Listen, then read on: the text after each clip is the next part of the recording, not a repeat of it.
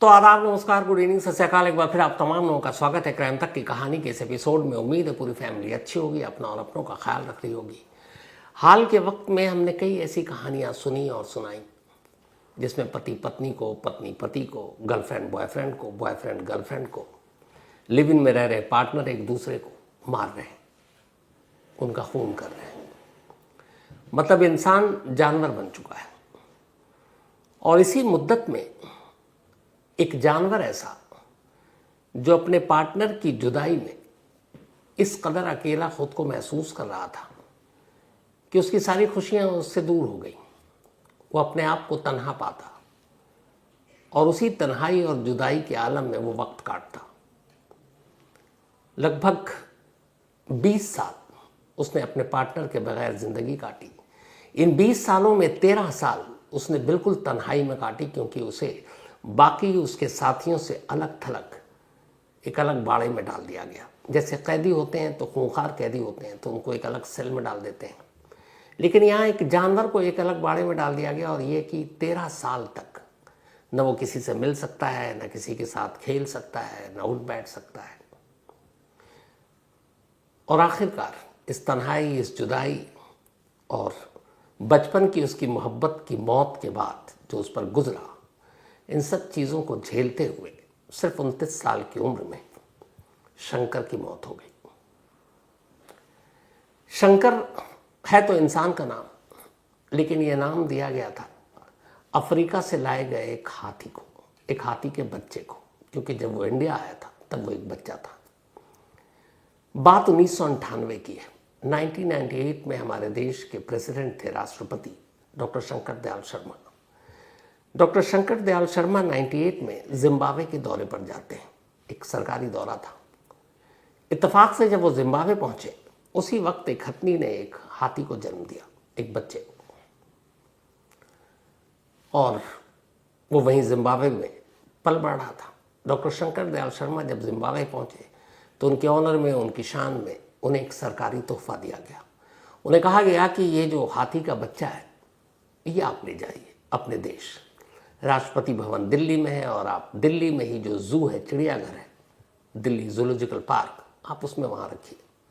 तो जिम्बाब्वे की सरकार ने एक हाथी के बच्चे को हमारे देश के राष्ट्रपति डॉक्टर शंकर दयाल शर्मा को तोहफे में दे दिया।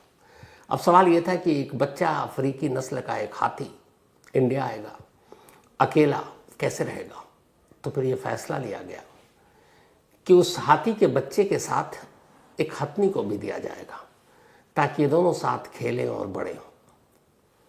तब एक हाथी और एक हथनी का बच्चा, जो फीमेल हथनी, तोहफे में उसे भी दे दिया गया। अब कहा कि इन दोनों को आप इंडिया ले जाइए।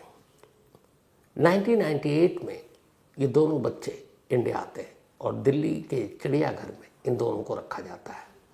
यहाँ आने के बाद दोनों का नामकरण होता है। जो हाथी का बच्चा मेल हाथी था, उसका नाम रखा गया शंकर। ये हमारे प्रेसिडेंट डॉक्टर शंकर दयाल शर्मा के नाम पर रखा गया था, क्योंकि उनके ऑनर में ये गिफ्ट किया गया था। तो हाथी का नाम रखा गया शंकर और उसकी दोस्त फीमेल हथनी का नाम रखा गया बम्बई।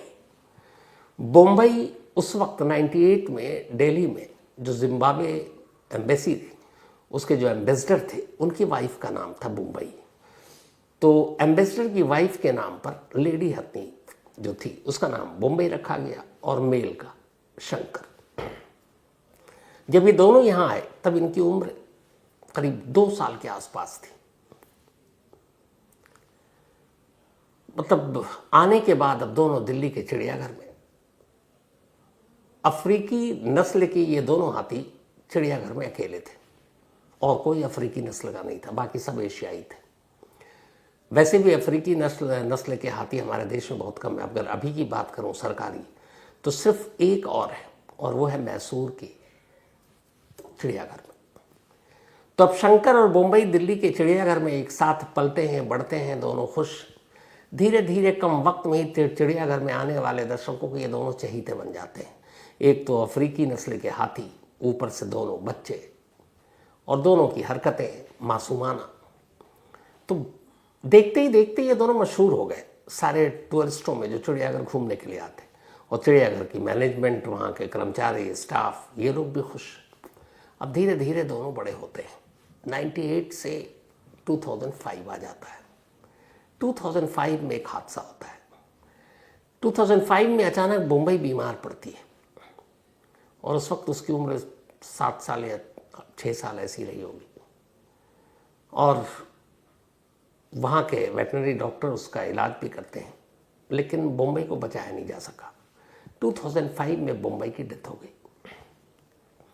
अब मुंबई की जैसी ही मौत हुई, शंकर अकेला पड़ गया। अब शंकर ने देखा कि उसके बाड़े में मुंबई बहन जिनके साथ वो दिन भर खेलता कूदता खाना खाता अटखेलियाँ करता, अब उसकी वो पार्टनर उससे दूर हो गई क्योंकि वो मर चुकी थी। कुछ दिनों तक तो मुंबई को लगा कि चलो सब ठीक है, लेकिन धीरे धीरे वक्त बीता और उसकी साथी उसे नज़र नहीं आ रही। अब एक पराये देश में, अफ्रीका जैसे दूर दराज देश से इंडिया आया और उसको अपनी नस्ल का कोई और मिल नहीं रहा है। एक ही मुंबई जो उसकी साथी, उसके दोस्त, और वो अब दूर क्योंकि उसकी मौत हो गई। धीरे धीरे जैसे ही वक्त बीता और मुंबई की जुदाई में अब शंकर बदलने लगा। उसे लगा कि क्या करें। अब वो तन्हाई में रहता, ऊट पटांग हरकतें करता। चिड़ियाघर के डॉक्टर और बाकी लोगों को लगता कि इसको थोड़ा गुस्सा भी आ रहा है। खैर, उसे संभालने की कोशिश की गई। धीरे धीरे वक्त बीता, लेकिन दिमाग पर ऐसा असर पड़ा मेंटली शंकर को कि अब वो इस जुदाई को बर्दाश्त नहीं कर रहा था। डॉक्टरों ने उसको देखा, उसका पूरा इलाज किया। फिर ये जूग और जो एक्सपर्ट्स थे उनके ओपिनियन के बाद ये तय हुआ कि शंकर को अब तन्हाई में नहीं रखो, उसको एशियाई हाथों के झुंड के साथ रखो। शायद अपनी बिरादरी को के लोगों को देखकर उसका मूड बदल जाए, वो अच्छा हो जाए, पहले जैसा खेलने लगे। क्योंकि पहले उसका खेल देखने के लोग चिड़ियाघर आते थे, वो लकड़ियों से बाकी चीज़ों से वो और मुंबई मिलके खूब तमाशा दिखाते थे। अब वो एकदम गुमसुम, तन्हा, उदास, खेल कूद से दूरी।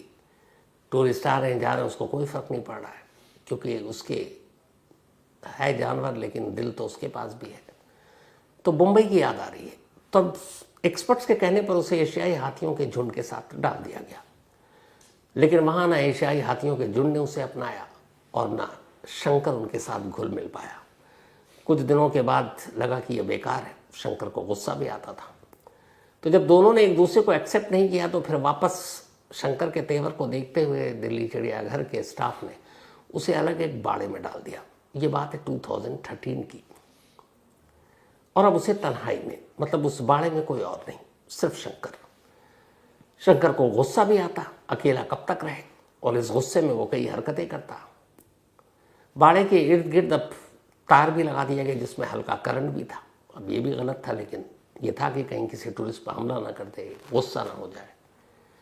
लेकिन धीरे धीरे अब शंकर का बिहेवियर चेंज हो चुका था। आखिरकार एक वक्त ऐसा आया जब दिल्ली चिड़ियाघर के इतिहास में शायद पहली बार एक हाथी को जंजीरों से जकड़ दिया गया। शंकर के पैरों में बेड़ियां डाल दी गई और ये बेड़ियां कई महीनों तक रहीं। अब वो बेड़ियों से बंधा हुआ, वहीं पर उसको लाकर खाना पीना। अब एक आज़ाद जानवर अचानक, एक तो चिड़ियाघर के अंदर ही गुलाम या कैद है, ऊपर से उस चिड़ियाघर के अंदर जिस बाड़े में, उस बाड़े में भी वो खुलकर जी नहीं सकता क्योंकि बेड़ियों से कैद है। सिलसिला चलता रहा। बाद में कुछ लोग गए वहाँ, देखा, कई जो एनिमल लवर है उन्होंने देखा कि एक हाथी बेड़ियों से जकड़ा हुआ है। जब उसकी कहानी पता चली कि इसका नाम शंकर है, देश के राष्ट्रपति के नाम पर रखा गया है, तो उन्हें बड़ा अजीब लगा। कुछ लोग तो कोर्ट पहुँच गए। अब शंकर के बेड़ियों में जकड़ी हुई तस्वीरें मीडिया में भी आ गई। जब इसे देखा गया तो जो वर्ल्ड जू ऑर्गेनाइजेशन है, जो पूरे दुनिया के जू जितने भी चिड़ियाघर हैं उन सब का बॉस, तो उन्हें लगा कि ये जुल्म है।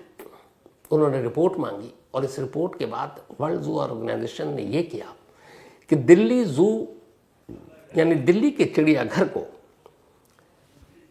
बैन कर दिया।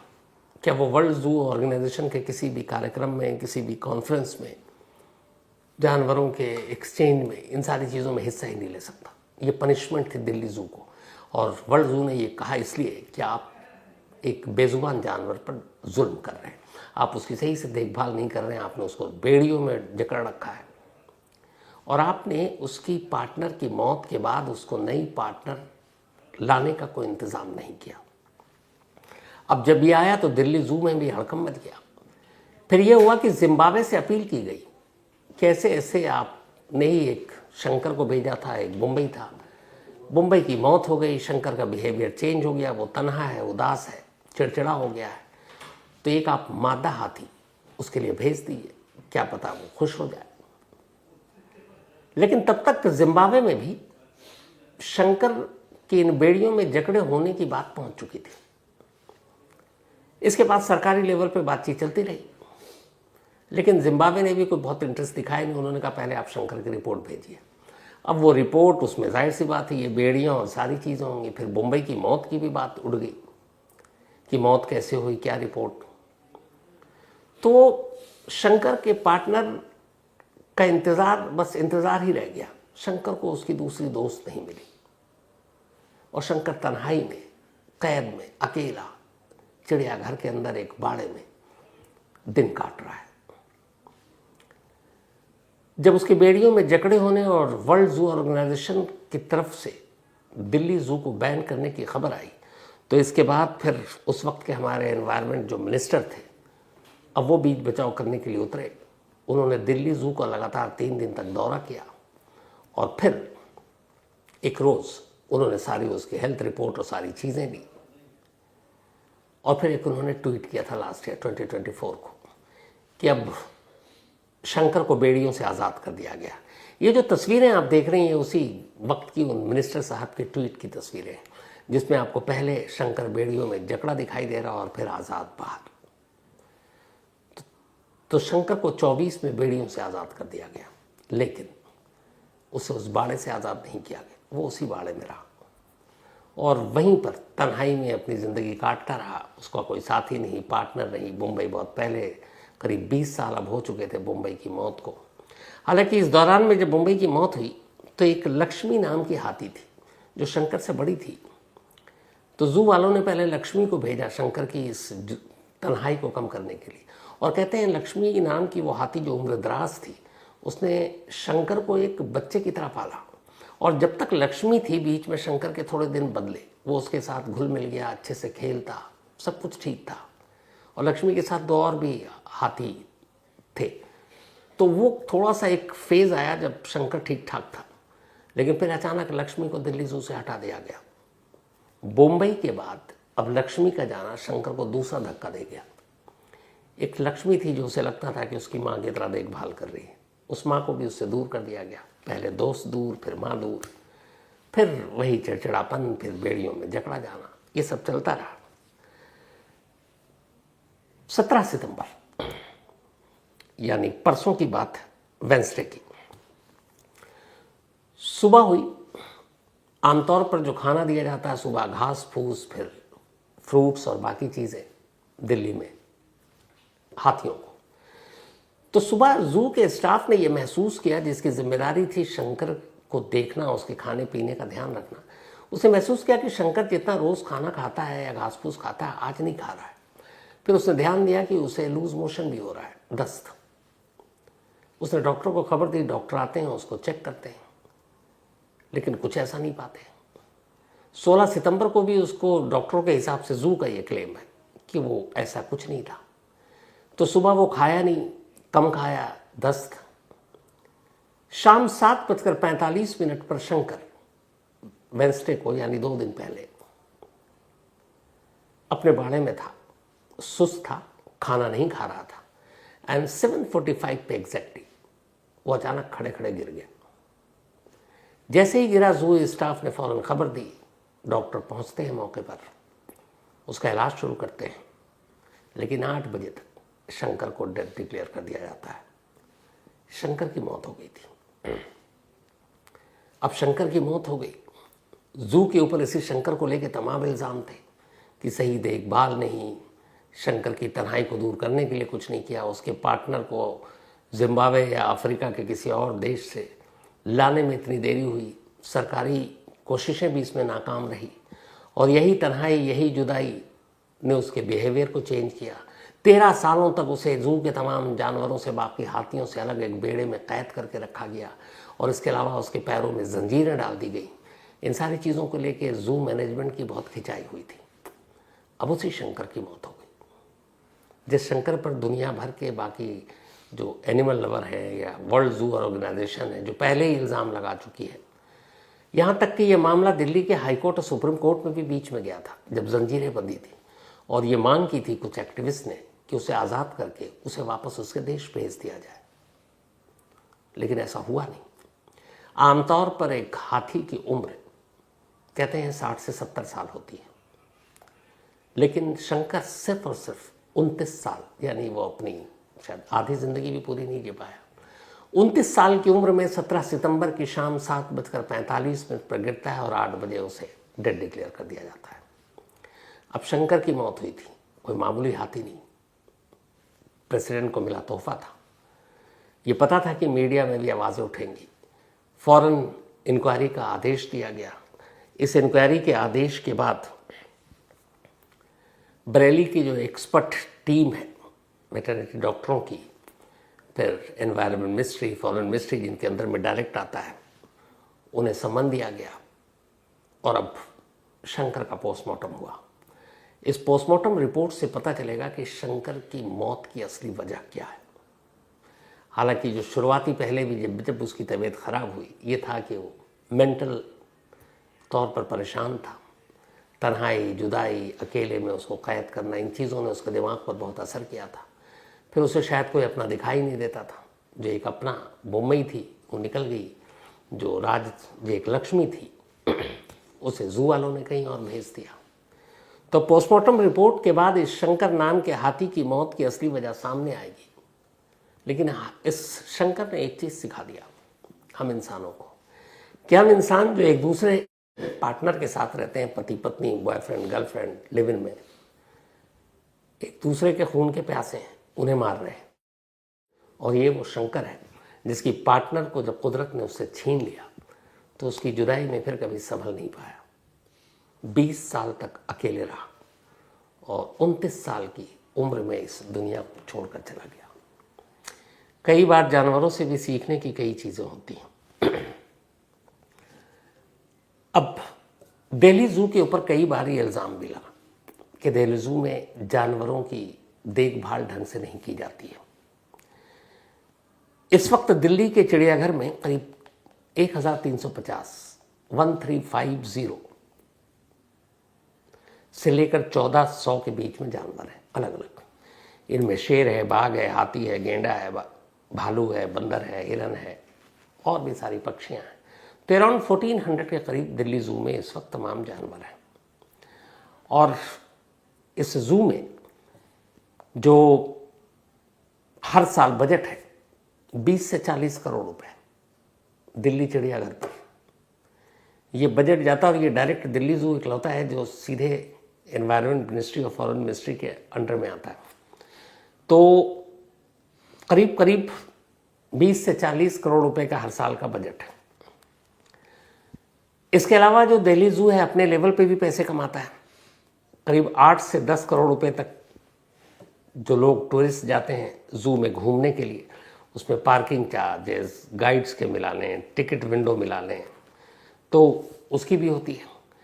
लेकिन जो पैसे हैं, एक रिपोर्ट है जो मैं रिपोर्ट देख रहा था कि लास्ट 10 ईयर्स में, पिछले 10 सालों में दिल्ली चिड़ियाघर को 180 करोड़ रुपए का बजट दिया गया।